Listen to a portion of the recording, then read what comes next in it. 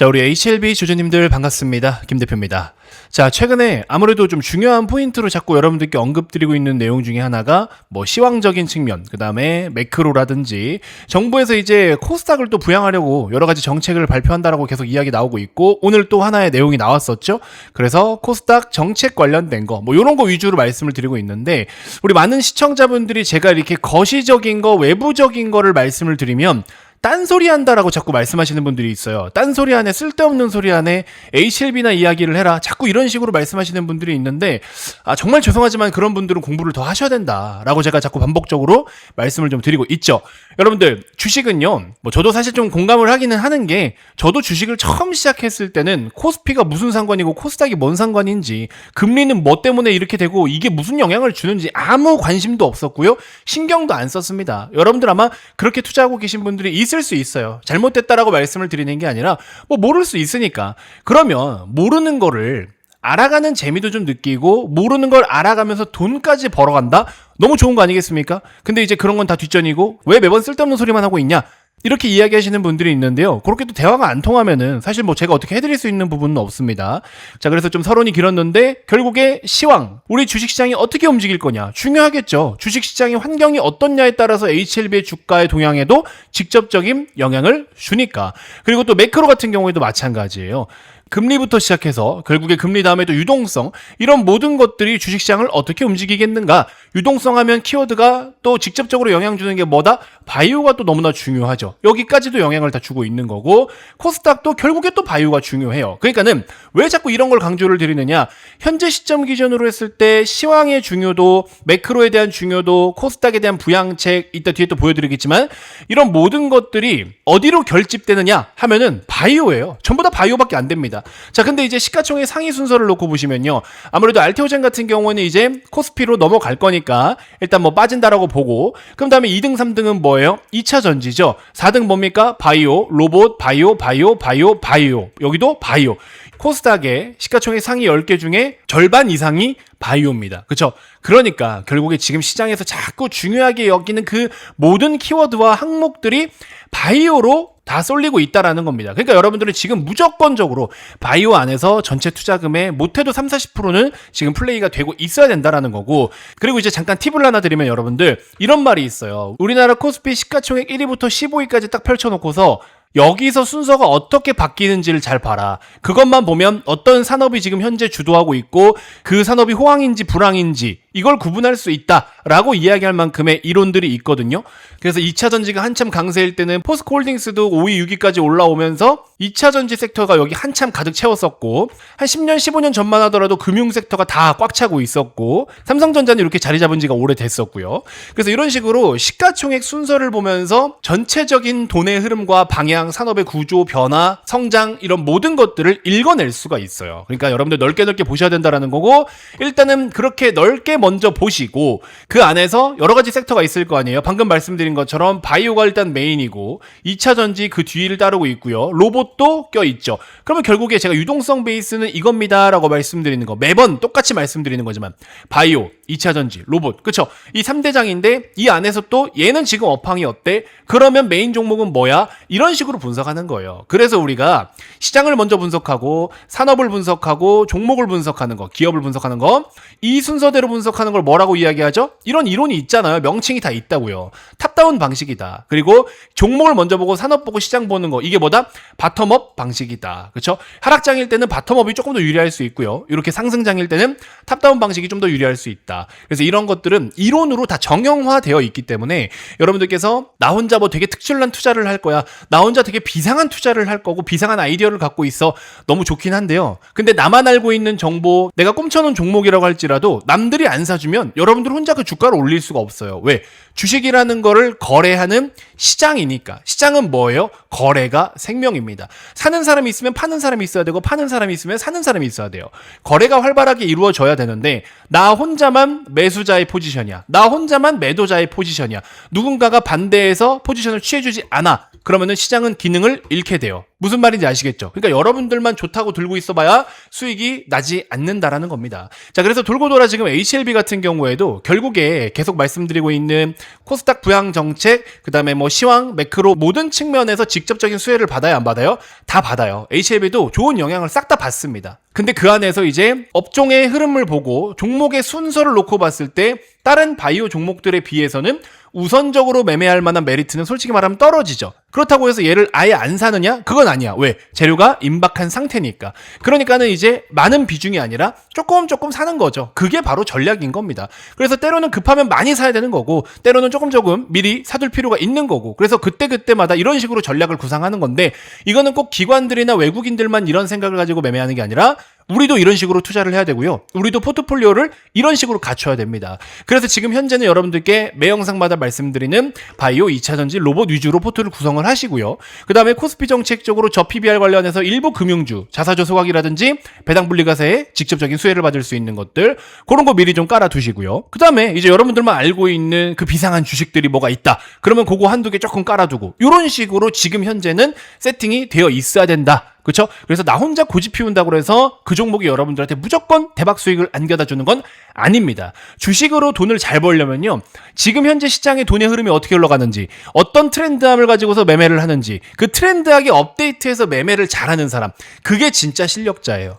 돈의 흐름을 잘 읽는 사람이 실력자인 거지, 기업 분석을 잘한다고 해서 실력자가 아닙니다. 그래서 제가 왜 오늘은 이런 말씀을 좀 집중적으로 드리냐면, 결국에 우리나라 같은 경우에는 코스닥을 좀 많이 끌어올릴 필요가 있긴 해요. 사실은 코스피를 끌어올리는 거는 너무 저평가되어 있다, 코리아 디스카운트 등등 해서 저평가라는 키워드를 가지고서 코스피를 끌어올리기는 하는데, 실질적으로 주식시장을 부양한다라는 현재의 민주당 정책이 저는 괜찮게 보고 있긴 하거든요. 저 뭐 정치적인 색깔은 없습니다만, 왜냐면 부동산에 너무 쏠려 있다 보니까 부동산은 대부분 레버리지를 활용을 해요. 그죠? 빚을 져서 대출을 껴가지고 부동산을 매입을 하죠. 그러면 이거 전부 다 뭐예요? 우리 대한민국이 가지고 있는 부채로 반영이 되겠죠. 뭐 일부는 또 국채 때문에 국가 부채로 반영이 되는 부분들도 있을 수 있고, 일반 뭐 민간 부채일 수도 있고요. 뭐 등등 여러 가지, 어쨌든 간에 중요한 거는 은행이 돈을 내어준 부채로 반영이 된다. 그래서 부동산 시장이 커지면 커질수록 두 가지의 문제점이 있잖아요. 첫 번째는 양극화. 돈이 많은 사람들만 돈을 더 벌게 되어 있어요.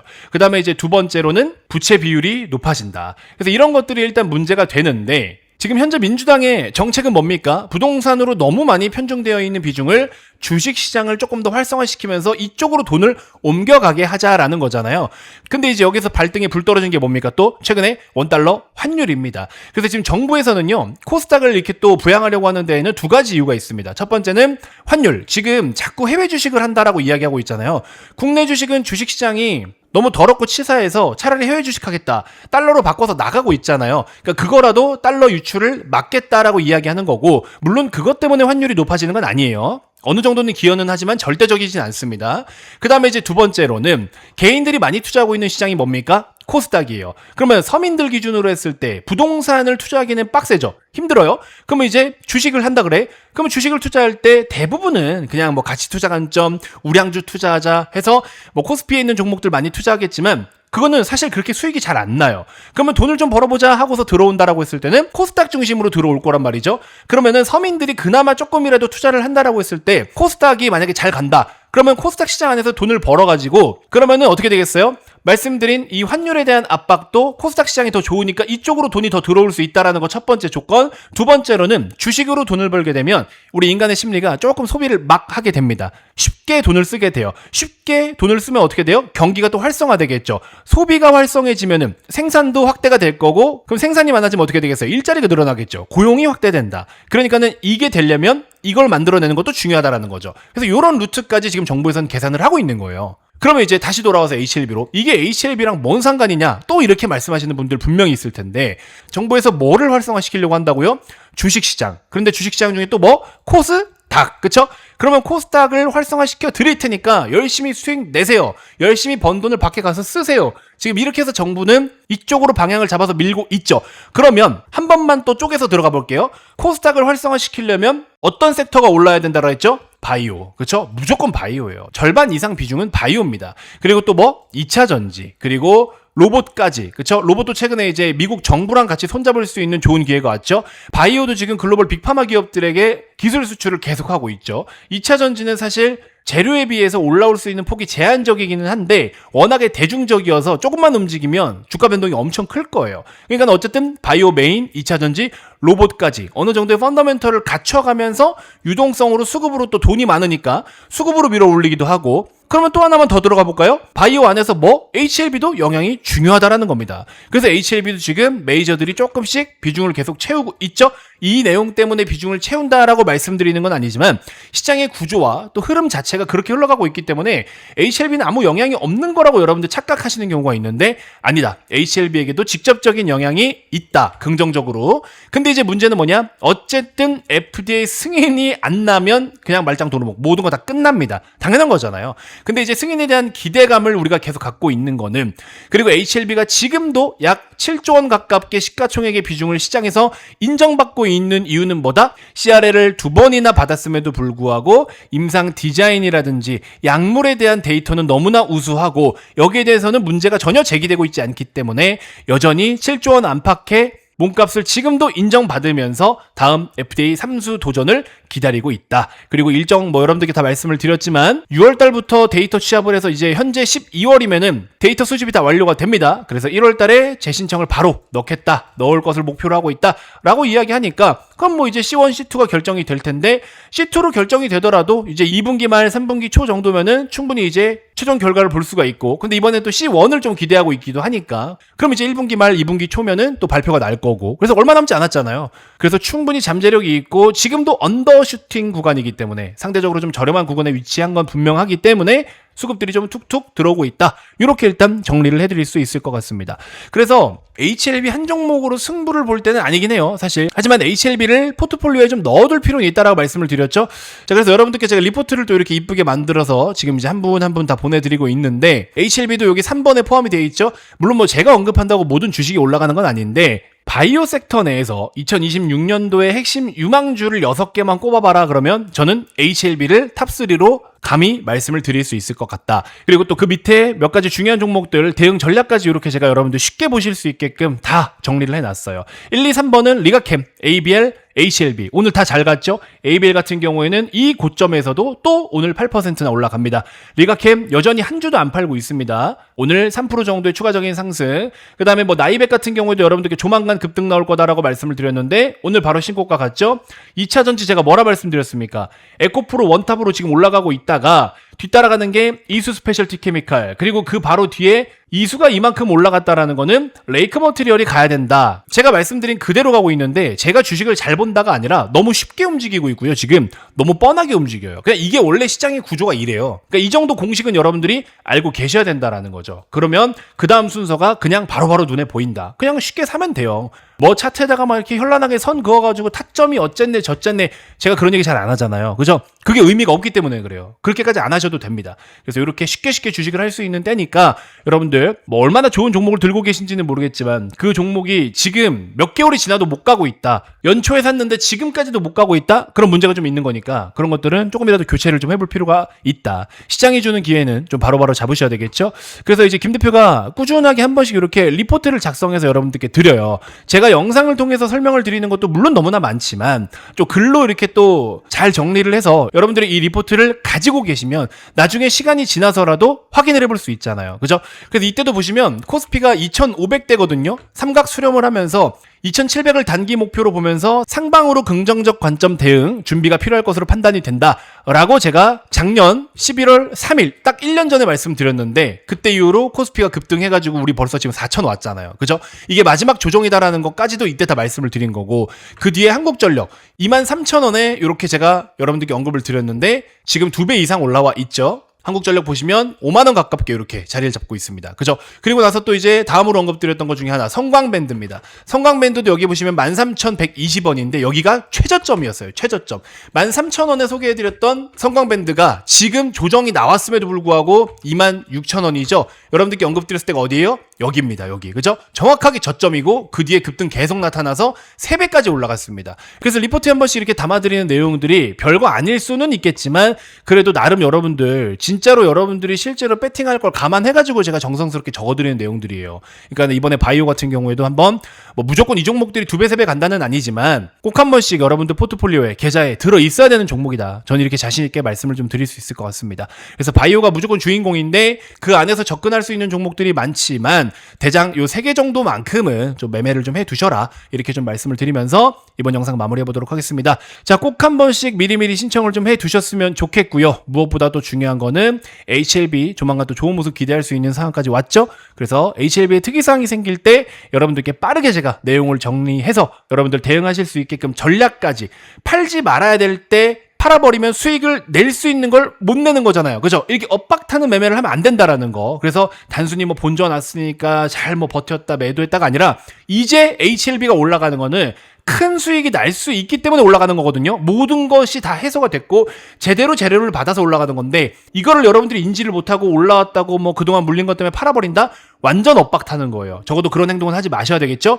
그래서 이제 모든 걸 다 정리해서 현실적인 관점에서 여러분들께 대응 전략과 또 재료에 대해서 풀이를 싹 다 해드리도록 할 거고 유튜브 영상을 챙겨보고서 대응을 하면 늦잖아요. 근데 저는 항상 하루 종일 장을 들여다보고 있는 사람이니까 HLB 갑자기 급등한다. 뭔 이슈가 있네? 와 이거는 재료가 찐이다. 그럼 바로 정리해서 여러분들께 문자로 보내드리면 여러분들도 어버버 하시면서 여기저기 검색하고 찾아볼 시간에 이미 문자가 와 있을 거예요. 아시겠죠?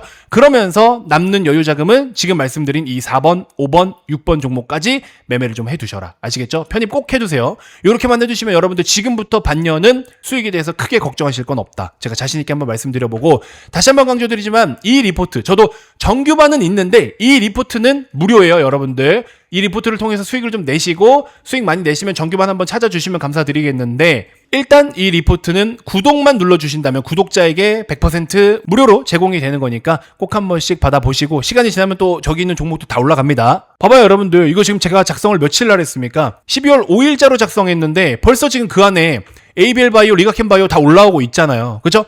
그래서 얘네마저도 지금 이렇게 올라오고 있는데 그 뒤따라오는 종목들은 오죽하겠습니까? 그러니까 늦으면 늦을수록 여러분들이 늦게 사는 거예요. 지금 한 분 한 분 제가 다 보내드리고 있으니까 구독만 누르시고 현재 보고 계신 영상 고정 댓글에 보시면 리포트 신청할 수 있는 링크가 있으니까 꼭 한 번씩 신청하셔가지고 받아보시고 포트폴리오에 꼭 추가해 보시길 바라겠습니다. 아시겠죠? 자 이번 영상 일단 이렇게 해서 마무리하도록 하겠고요. 다음 영상에서 제가 또 더 좋은 정보로 인사드리도록 하겠습니다. 고맙습니다.